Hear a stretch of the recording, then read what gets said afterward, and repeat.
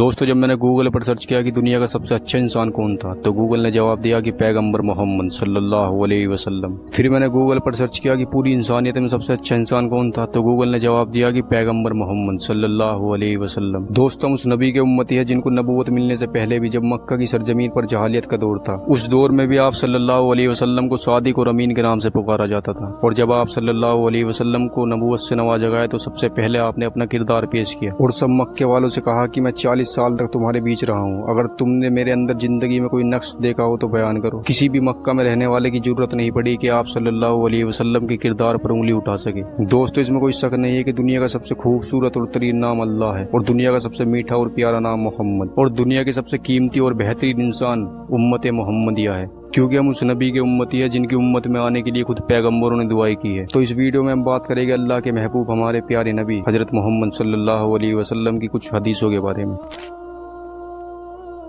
आप सल्लल्लाहु अलैहि वसल्लम फरमाते हैं कि मेरे उम्मती को कम से कम 40 हदीसें तो याद ही होनी चाहिए। हुजूर पाक सल्लल्लाहु अलैहि वसल्लम का इरशाद है कि जो शख्स 40 हदीसें याद करे और उन 40 हदीसों पर अमल करे और 40 हदीसें दूसरों को याद कराए, तो ऐसा मुसलमान आखिरत में अल्लाह के उन बंदों के साथ उठाया जाएगा जिन लोगों पर अल्लाह ताला ने अपना फजल किया होगा।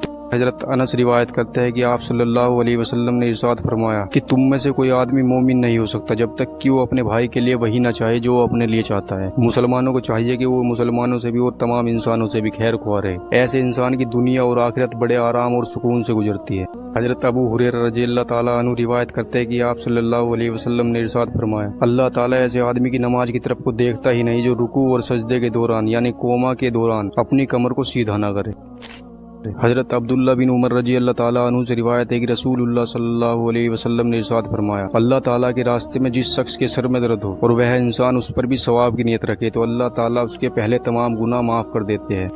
नबी पाक सल्लल्लाहु अलैहि वसल्लम से पूछा गया कि या रसूल अल्लाह, सबसे अच्छा अमल कौन सा है? आपने इरशाद फरमाया, अल्लाह और उसके रसूल पर ईमान लाना, यानी कि शहादत देना कि अल्लाह के सिवा कोई माबूद नहीं और हजरत मोहम्मद सल्लल्लाहु अलैहि वसल्लम अल्लाह के आखिरी पैगंबर है। और फिर आप सल्लल्लाहु अलैहि वसल्लम से पूछा गया कि या रसूल अल्लाह, दूसरा अमल क्या है? आपने फरमाया, अल्लाह की राह में जिहाद करना। और जिहाद जो वर्ड है इसका मतलब होता है जद्दोजहद करना, ना कि किसी को कत्ल करना, क्योंकि लोग इसका गलत मतलब भी निकालते हैं, खास करके इंडिया के अंदर। तो जिहाद का मतलब होता है जद्दोजहद करना। अगर कोई इंसान अपने नफ्स से जद्दोजहद कर रहा है अपने अंदर की बुराइयों के खिलाफ, तो उसे कहते हैं जिहाद। और अगर कोई सच्चाई के लिए लड़ रहा है तो उसे कहते हैं जिहाद। और भी जिहाद के कई मायने हैं, जैसे कि सच बोलना, हक के लिए आवाज उठाना और हमेशा हक बात की पैरवी करना। फिर आप सल्लल्लाहु अलैहि वसल्लम से पूछा गया कि या रसूल अल्लाह, इसके बाद कौन सा? आपने फरमाया कि तीसरा अमल है वो हज जो कबूल हो। हज मबरूर से मुराद है वो हज जो दिखावे और गुनाहों से पाक हो। इसकी पहचान ये है कि आदमी अपनी जिंदगी पहले से बेहतर गुजारे। हजरत अनस बिन मलिक रज़ियल्लाहु ताला अन्हु से रिवायत है कि रसूलुल्लाह सल्लल्लाहु अलैहि वसल्लम ने इरशाद फरमाया, जो शख्स अपनी जबान को रोके रखता है अल्लाह ताला उसके ऐबों को छुपाते हैं, और जो शख्स अपने गुस्से को रोकता है यानी गुस्से को पी जाता है, अल्लाह ताला क़यामत के दिन उससे अपने अजाब को रोकेगा। और जो शख्स अपने गुनाह नादिम होकर अल्लाह ताला से माजरत यानी माफ़ी चाहता है, अल्लाह ताला उसके उर्ज को कबूल फरमा लेते हैं। नबी पाक सल्लल्लाहु अलैहि वसल्लम ने फरमाया कि क़यामत के दिन मोमिन के अमाल में सबसे भारी चीज होगी अखलाक। फिर फरमाया, अल्लाह को वह शख्स सबसे ज्यादा प्यारा है जिसका अखलाक सबसे अच्छा हो, और वह इंसान जन्नत में मेरे सबसे करीब होगा जिसके अखलाक सबसे अच्छे होंगे।